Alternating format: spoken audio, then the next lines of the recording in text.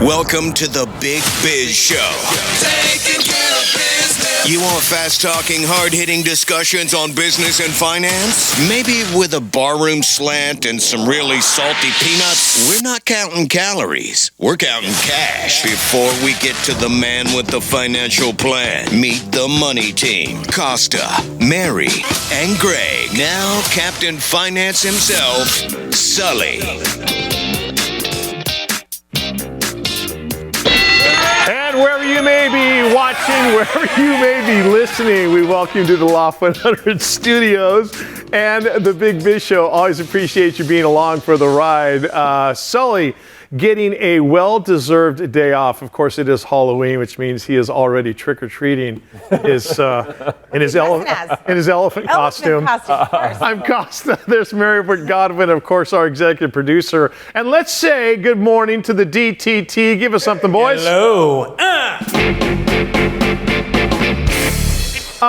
Before we talk about Halloween here, it's a very special day when anybody celebrates a birthday on the Big Biz Show, and today our own Greggy Todoroff. Oh man! You don't have to wear it the whole show, but maybe just happy birthday, maybe Greg! Happy birthday! Woo, here we go. Ready? Got a little Stevie birthday song? Thank you. Look at how. Like it? I like it. What'd you do to me, Mary? What were you? Takes me back to those days when he was at Chuck E. Cheese. Yeah, right. This is what you do at a holiday. You kind of dress somebody up, embarrass them. Oh, he's got the blower. Yeah. And throw some food at you or whatever. What are the big plans? I had no idea you were a Halloween baby. Yeah, how about that? That's awesome. But you're a Scorpio, right? Yeah. Oh, that's right. Yeah. Hell yes, I am. What's the sign, or what's the attributes of a Scorpio? Don't mess with us. Okay? Oh, really? That's the attribute. Well, I'm an Aries, and mine is don't mess with me also. Okay. So that's why we all get along. So I guess we'll so. fight. What are you? What's Aries, like a sheep? What is it? A ram? Whatever. You're mutton. No, Scorpios rule. Yes, we do. What are the big plans? I think we're going to go trick-or-treating. Nice. Yeah. Take the kids out. You know what? When you turn my age, Mikey, I know. you kind of want to forget it's your birthday. Can you wear that? Pretty much. So you just Halloween is a great distraction. Without a doubt. Right? So it's like, hey, whose birthday? No, let's go trick-or-treating. You know, the thing is, now Mary and I both have older children. I've got my 253-month-old, and of course, she has, teenagers and stuff, and members of the band, they've got kids that are mostly grown up. You're still in that area where Halloween and Christmas. Big deal. The magic is still there. Yeah. You're fired up for it. You're going out and doing things like that. I got to say, in our house, Easter is still big because it's when the Cadbury bunny came back from the dead and made that whole thing. all the Easter eggs and stuff like that. But yeah, so trick or treating tonight? Oh yeah, absolutely. What about the driving around to see the Halloween lights? Christmas lights was a thing, but now it's Halloween lights. No kidding. Music and Halloween. It's big. Halloween, given the fact that this is a business show, Halloween has become an enormous business. Moneymaker. Right? It's crazy. There are house decorations now. Like it used to be, you'd grab an old pillowcase and go out and throw on a goofy outfit. Right. Remember graduating? Go trick or treating. Remember graduating? But now it's a whole different ballgame. Graduating to the pillowcase. The pillowcase. Oh, the pillowcase, big deal. It used to be like a brown paper shopping bag, and then you're like, Mom and Dad, forget it, man. I'm my own person. I'm taking my pillowcase. Yeah, when you go pillowcase, that's a big deal. That's awesome. No, and we'll talk with our financial analyst for the Big Biz Show, Howie Font, coming up in the next segment. But when you look at Halloween, trick or treating. Do we have a favorite candy? Reese's all the way. Reese's peanut butter cup. Reese's I gotta be specific about that. Reese's. James East. Are you guys all Reese's? Yeah. It's the best. For sure. Way to think separately. Thank you, man. Yeah. Greg, do you have a favorite candy? Reese's peanut butter cup. Really? Absolutely. There's nothing. But it's gotta be the cup, right? When they try to change the ratio and make it a Christmas tree or something else, it doesn't taste the same. It's the cup. Although the original Easter egg, the Reese's Easter egg, which one I'm talking about, that was legit. I still love candy corn. Is there? No, you do not. I do. I love candy corn. All right. Sorry. Look at Craig. You're so Call me a communist. Much more. As I said, our financial analyst expert Howie Font will join us as the Big Biz Show continues on this Halloween and Greg's birthday. We'll see you soon.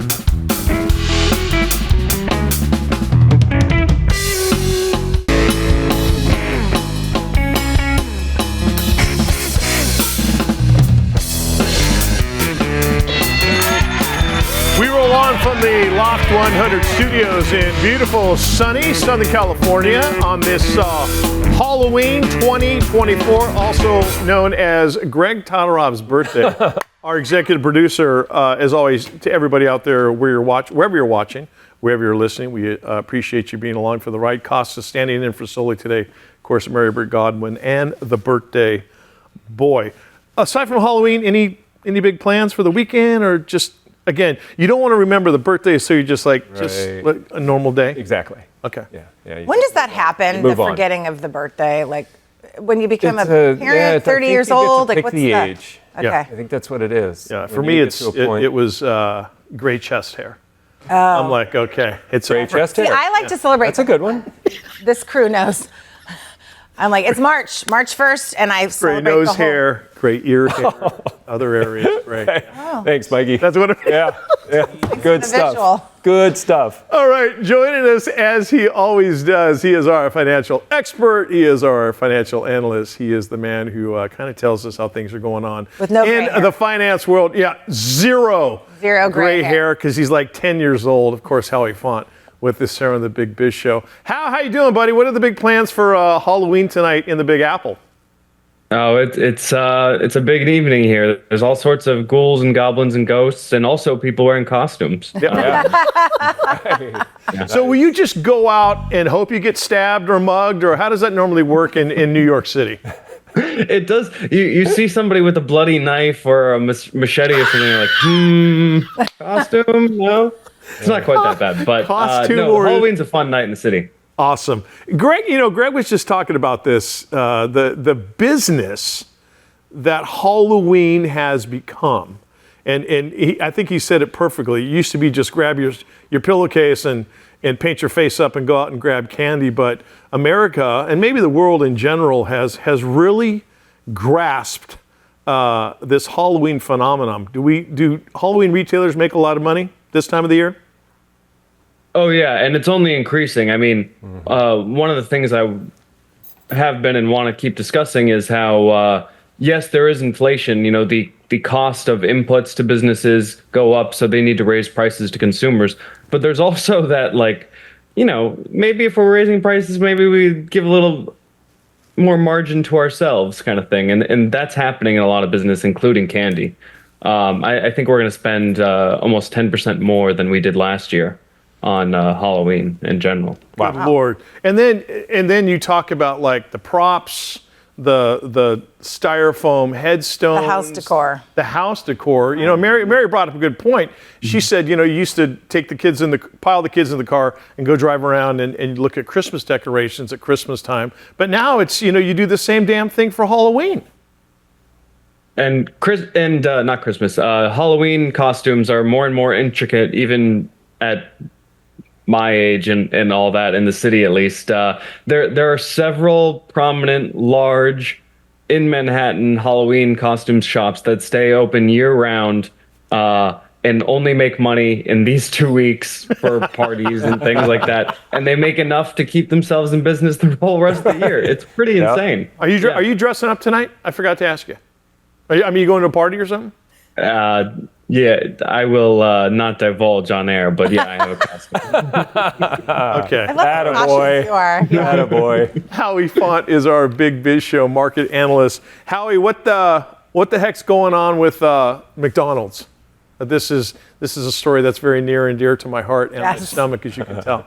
Yeah, it's really similar to the Halloween thing I was talking about. So, I mean, you have to kind of ask the question: is McDonald's not a cheap place to go, just a convenient place to go? Because we know it is both, but it's more and more becoming just fast and kind of pricey. So in the last decade, their prices, the whole menu has risen 100%.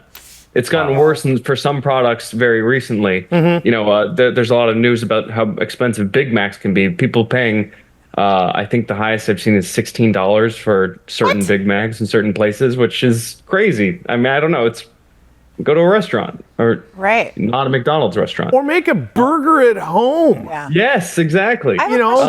Is it just McDonald's though? Because it feels like all fast food chains are raising their prices, no? Yeah, but the difference with McDonald's is they were able to hold prices so low for so long, and that's what they had the reputation for doing. If you go to Sweet Green or Chipotle or something like that, you're not expecting, lower quality food or higher calorie food, or you want something healthier, and so that commands a price premium. Usually, if you're looking for convenience, there's a charge, but historically, because of the scale and because of just how popular it was, McDonald's was able to charge these low prices for cheap, convenient food. And that's just not the case so much anymore.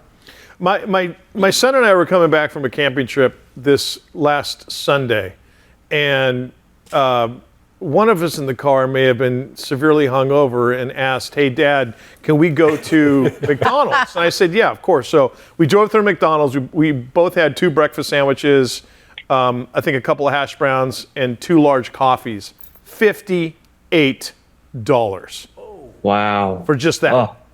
For that type of thing. If you're getting maybe a hangover remedy in California, why wouldn't you go to Whataburger? I feel like that's or Mexican food or Taco Bell, but we don't want to. McDonald's.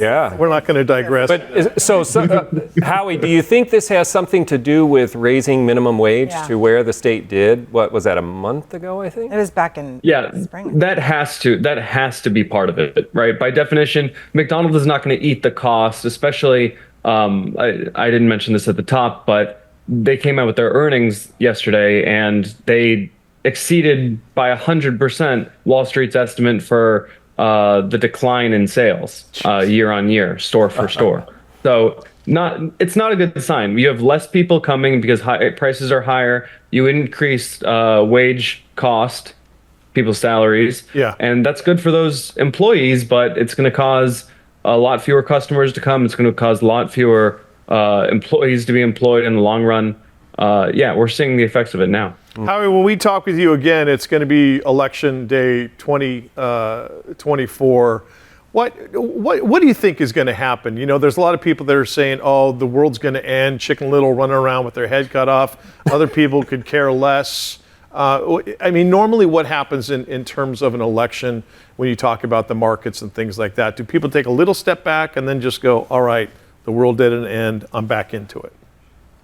Yeah, it's an important question. It's a fallacy I think many people walk around with day to day. Keep in mind, we don't live in end times. We live in hard times. Yes. People always think we live in end times. And I don't see any scenario where the republic crumbles or anything like that. But I do think the election is on a knife edge. There's new betting data out on Kalshi and Polymarket that suggest now Harris, who had been falling behind, is poised to at least squeak out victories in Pennsylvania, Wisconsin, and Michigan. And if she gets all 3 of those states, the election's done. That's 270 exactly. It won't be a blowout win, but that's a win. I don't know. It's going to be so interesting to watch because it always is. It's our democratic backbone in process, but it just seems like so many people this year are the anxiety, the depression, and a lot. And I think more heated than usual? I feel way more heated. And the blow up on CNN that just happened, and I don't know. There's just been some. It feels more heated than ever before. It's real. I think it's real hate. It's not just which probably comes from fear. Yeah, stems from fear. It's not just we disagree, politically, but I think there's actual vitriol between camps and between candidates. We all love each other here. That. We do. When the camera's on. No. We bought Greg a used candy gift for his birthday. For crying out loud.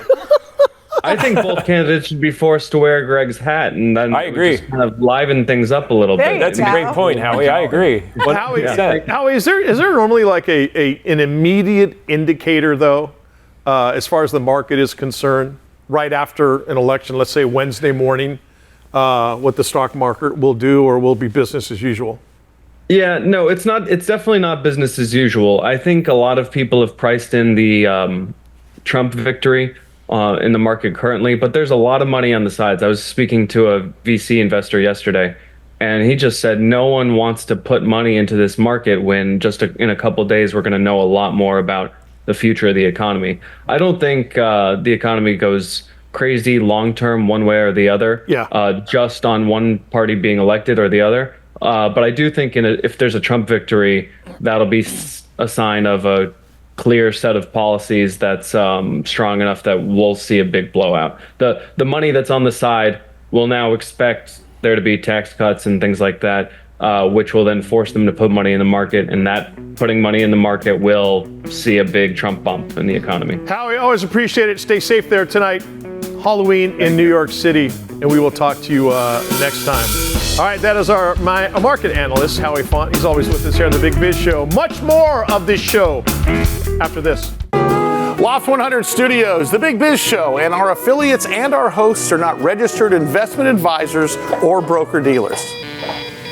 Our show hosts make no commitment that the purchase of securities of companies profiled or otherwise mentioned in our programming are suitable or advisable for any person, or that an investment in such securities will be profitable in general.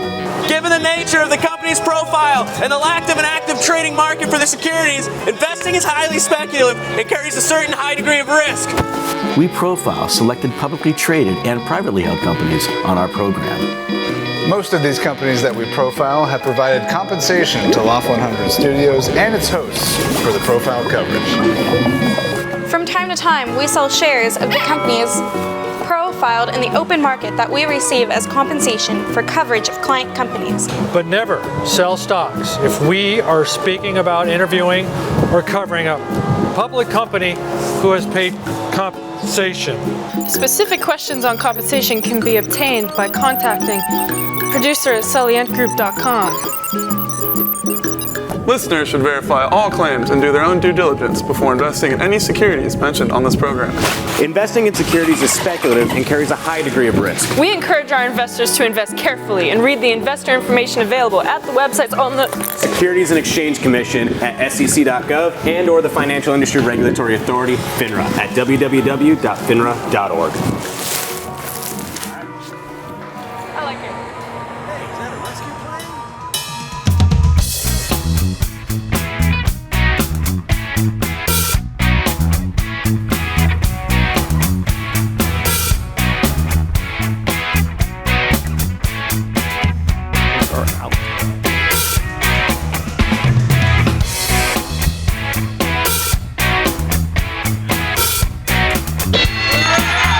We continue on Halloween 2025.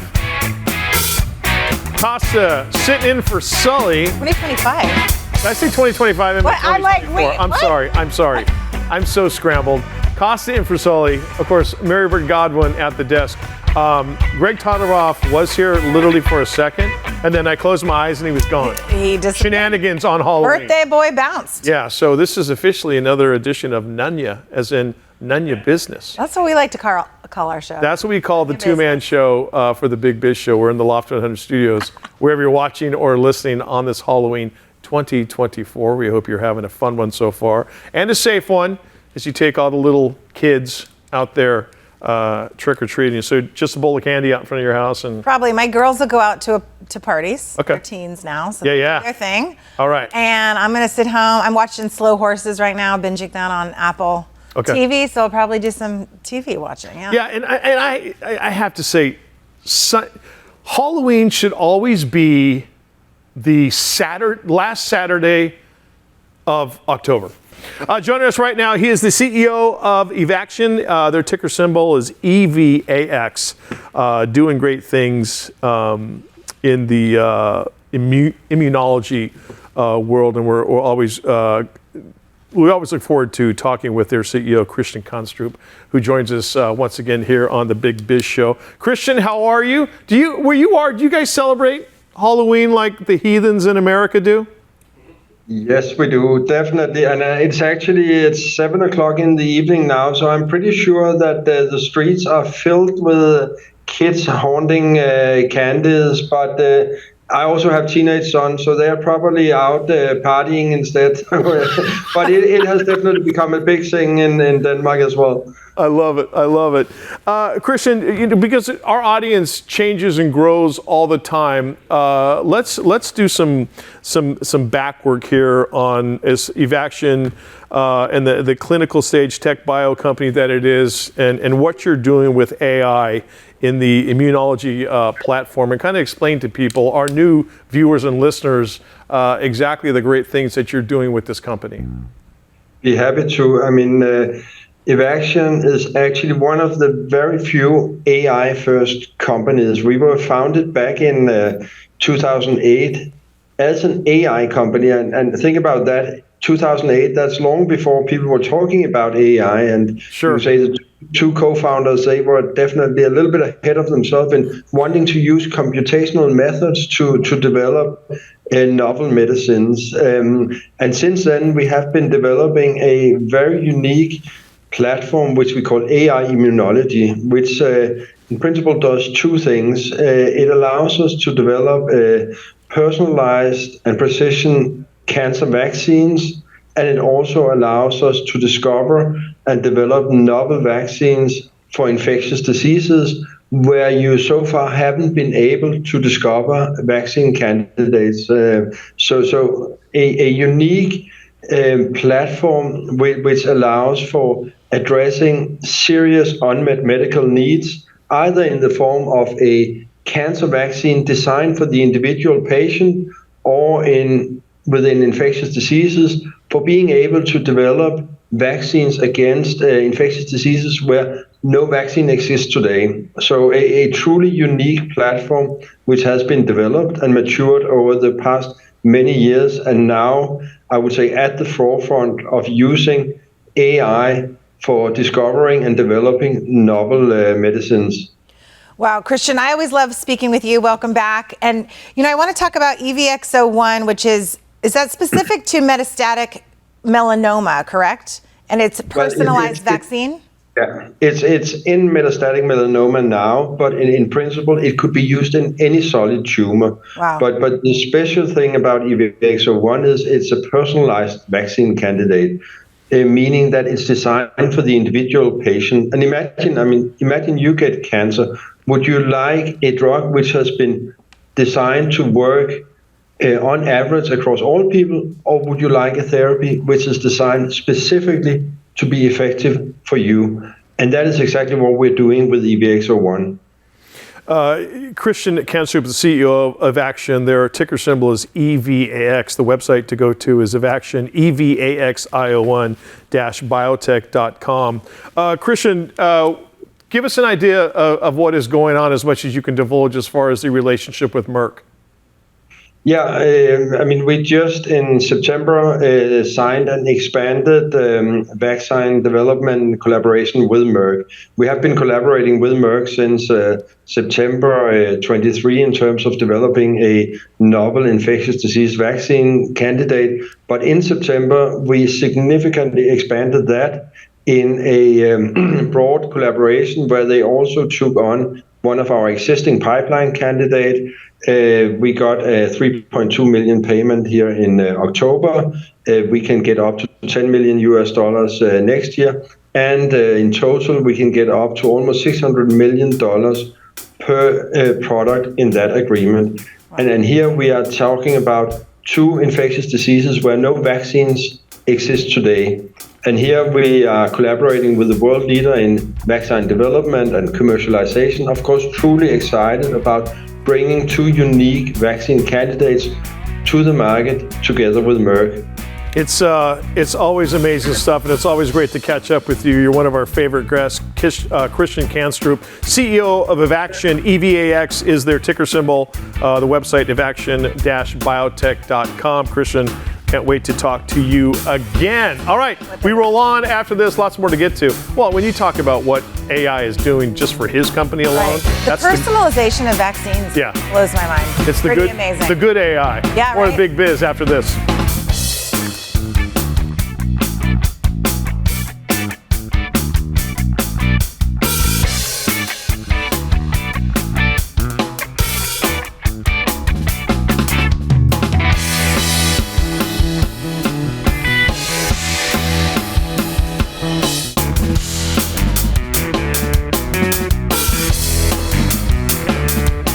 Continuing from sunny Southern California, it is the Big Biz Show for the Loft 100 Studios.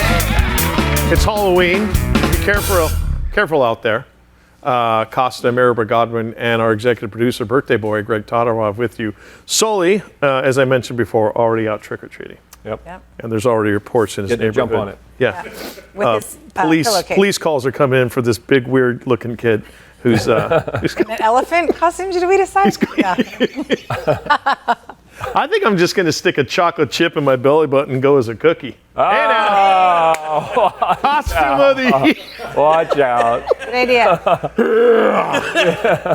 You're been waiting all year for that joke. Yeah, I know. You're dressing up. Are you dressing up? I think so. Yeah, I'm going to Do we have an idea? Or optical illusion costumes. Oh, okay. Looks like you're riding on Frankenstein's shoulders.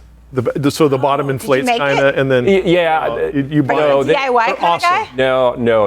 I did not make it. I'm not. No. Yeah. Okay. No, leave that to the professionals. That's awesome. No, you stuff it. Yep. So it's a little more labor intensive. I love it. One year I went as a cow riding on a milkmaid's back. Great. And the milkmaid, it's an they're genius is what they are. Yeah, they are. I don't want to get in the weeds on explaining it, but it does look like. I'm a big fan. Yeah, and I'm big to begin with, so I did look like a cow riding a little old lady's, like she's holding you like this on her back. They're pretty sweet. Yeah. Yeah, just you describing the whole thing. Sorry. Let's move on. Are you dressing up? No. You giving out candy? Our neighborhood doesn't get a lot of kids, so I have a bowl outside, and I'm probably just going to say take as many as you want because I only get. No, I used to do please take one, and then I had all this candy left, so now I'm just going to say go for what you know, kids. Exactly. Let's do it. Yep. The people who still trust. Please just take one. You deserve everything bad that happens to you and your house on Halloween. Yeah. Because really? because the kid that gets up there and there's no candy left in the bowl is going to throw a rock back at your front door or your window, or break at your house or something like that. Wow. Yeah. Join us right now. He is a social media keynote speaker, the owner of Impact Social Media. You can find him at Corey Perlman, Corey Perlman, Perlman.com, and also impactsocialmedia.com. Our good friend Corey Perlman back with us here on the Big Biz Show. Corey, how you doing, buddy? Happy Halloween. Happy Halloween to you guys. We're going as the dodgeball characters tonight, so I got to get my snake costume and dodgeball ready. Well done. Awesome. Yes. Corey, I didn't ask you, do you have a family with kids and stuff, or is it just a big group of you? I do have a family with kids, and we dress up every year. Fantastic. I love it. Oh, that's good for you. Hey, as far as like Halloween is concerned and tricks and treats and stuff that people play on one another, where are we going with AI? Because it seems like right now, each week there is a different story about somebody getting bamboozled, something pops up on social media, there's a picture of somebody, and I don't know about my co-hosts here, Greg and Mary, but I'm at the point now, I cannot determine what's real and what's fake. Same. Yeah, it's pretty scary. I had a reel with my wife's voice over it, and I said, "Man, you sounded great on that reel." And she said, "Yeah, it wasn't me. It was AI. I just gave it a couple words, and it took care of the rest. And now every video I do, I can just let AI do the voiceover." No way. I was like, "Wow." Can we talk us through how that happens? How does that work? She just goes to a tool, and there's many out there, and you give it like a certain amount of words so it gets your mannerisms and voice and tonality, and then you can write in a script and it takes care of the rest. Whoa, that is so. We talk about AI a lot on this program with different biotech companies and the way it's being used to help people and do really good. And I think people or companies, businesses can use AI to their advantage to write captions or whatever, but is there a way that it's maybe being weaponized or something, a negative way that it's coming out there? Yeah, you guys know I'm often for a good metaphor or analogy, and I liken AI to an intern. And so if you give the intern free reign to your social media and your content and everything you got, watch out. Mistakes will happen, and the ship will go down. However, if you walk that intern, you train them right, you handhold that person, you oversee everything, that person can make you much more efficient and effective as a marketer. And that's how you should look at AI. Corey Perlman is the social media keynote speaker. He's also head of CoreyPerlman.com and ImpactSocialMedia.com as well. Corey, how old are your children, if you don't mind me asking? What age group do they fall into? I don't mind. I have a 10-year-old son and a 14-year-old daughter going on the age of 18 who is shocked every time she hears that I actually make money using social media. Yeah. Love it. At what point in their lives did you allow them a cell phone or a smartphone? Oh boy, whole segment on that, by the way. Yeah. We've been definitely late to the party, and every person I've talked to who has let them on younger has regretted that decision. So obviously social media is my life, my business, but we have enjoyed keeping our kids off as much as we possibly can. So with as closely as I would assume you are monitoring what they're looking at, what they're perusing and going through on their phones. Obviously a lot of bad stuff pops up on social media. I'm amazed now at what passes the filters on TikTok, Instagram, X, even Facebook. I mean, there's some stuff that it's like, hey, that belongs on a porn site. It doesn't belong on social media. Are we at the point now where we're just so, I guess, desensitized to it that it just flies as normal, I guess, normal discourse on social media?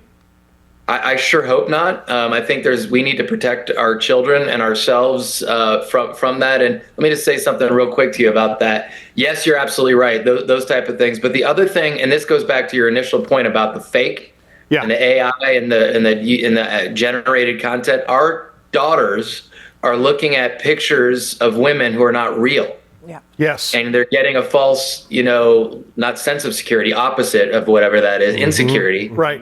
Over people who are not real. And that to me is in some ways more scarier than the porn stuff.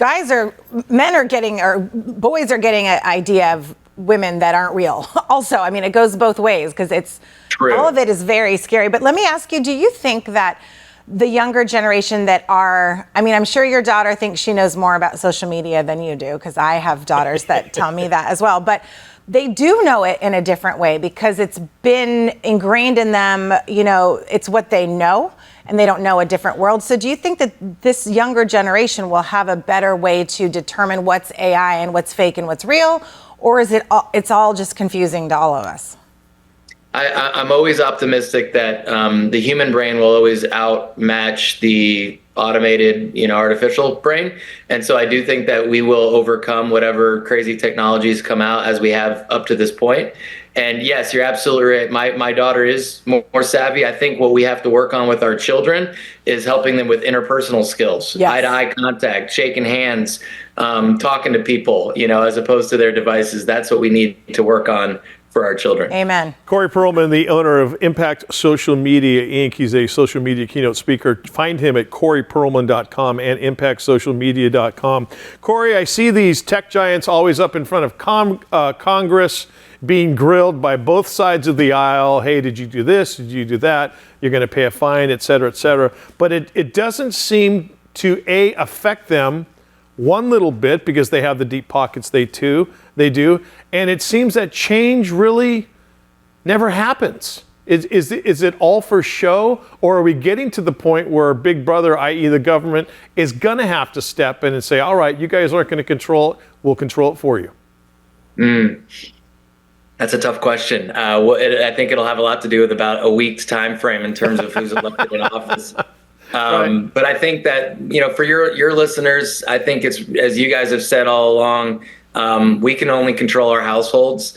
And so my job is to make sure that my kids' young eyes see what I want them hopefully to see and not see. And I'm going to work on controlling my own house because I certainly don't trust the social media folks out there to control it for me. And so we as parents got to take that responsibility. That's my opinion. Hey, Corey, I wanted to ask, going back to businesses utilizing AI for social media purposes, can you give a couple examples? You gave one about utilizing it to voice over a reel. Are there other ways that businesses can use it to help their captions and streamline doing social media for them? Because I think a lot of businesses don't want to do it because they feel like it's too daunting. So AI can help them, right? I'm so glad you asked that question because it can. I mean, I am a huge advocate of it, although you do have to be careful. I'll give you a quick example because we're going into the holidays. But I shared this on stage. We had AI create the 12 days of Christmas and you fill in the blanks. So for this case, it was a travel advisor group. So the 12 reasons to use a travel agent for your next vacation. AI spit out 12 amazing benefits to using a travel advisor. Then we asked it to create carousel posts of those 12 things. So break it up into the right social media graphics. Boom, it gets done. Then we asked it to put music to it and so on and so forth. It created all this content for these travel advisors who don't have time to create this content in a matter of seconds. And hey, Corey, I got to cut you off there because we're slammed up against it, but it just gives us another reason to have you back on again soon as we continue the AI social media conversation. Corey Perlman, CoreyPerlman.com, ImpactSocialMedia.com. Enjoy your Halloween. Much more with the Big Biz Show after this.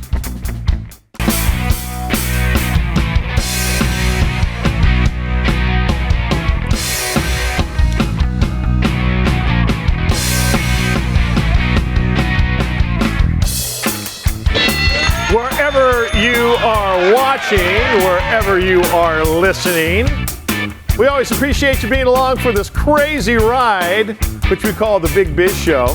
We're inside the Loft 100 studios in California. Hope everyone out there is having a great day. Mary Burt Godwin sitting solo, riding solo with me. I'm Costa, filling in for Sully. Getting some stuff done. Oh, yeah. DTT today. Oh, and let's say hello to the DTT, please. Hey. Hello. Round of applause. Okay. All right. Love you. I was expecting a blam, but all I got was a hello. That's okay. That's okay. That's okay. I said say hello, and no, you. Hey. There we go. Actually, you weren't wrong. I said hello, and you said hello back. Hi. In my face. In my face. Joining us right now is the chairman and CEO of Bio-Key International, Inc., and their ticker symbol is BKYI. And, of course, we welcome back to the show Mr. Mike DePasquale. Mike, always great to revisit with you. How are you doing, sir? I'm doing great, and it's good to be back today. Mike, if you can, and I tell a lot of our guests this, and you know, our audience is always changing. It's always growing. It's always growing bigger. So if you can, maybe take a couple steps back and just give us the overall 30,000-foot view of what Bio-Key does as far as the industry that you're in. Great. Thank you. Love to do that. Bio-Key is a provider of advanced identification and identity and access management solutions, including biometrics. So we really protect the front door for both government agencies and enterprises alike, providing a very strong security methodology for them to identify their employees or also their customers. Mike, as far as the industry, are there a lot of players in this space, or were you some of the first in your group, some of the first to get into this space, and now you've kicked the can way down the road as far as security is concerned of this nature? Yeah, well, there are a lot of players in the space because it's such a huge market and market opportunity. However, what differentiates Bio-Key, and this goes back to what you just said, we've kind of pioneered the biometric, in particular finger biometric solutions and technology many years ago. We've been in this business for almost 30 years. Wow. So we have customers that have been using our technology for decades. And in fact, we just made an announcement the day before last where an existing customer of ours who'd been using our technology for quite some time expanded their deployment of our technology, but more importantly, deployed the latest advanced offering that we make available. Which is what? Can you talk about that? I can. So this customer has approximately 25 million customers of their own. It's a banking customer. It's an international banking customer. And they have been using our finger identification technology to identify their customers. But typically the customer would approach, let's say, the teller window and would have to provide some form of identification, whether it be a card or they'd have to enter an account number or some other type of identification. And then they would place their finger on the finger scanner and they would get authenticated.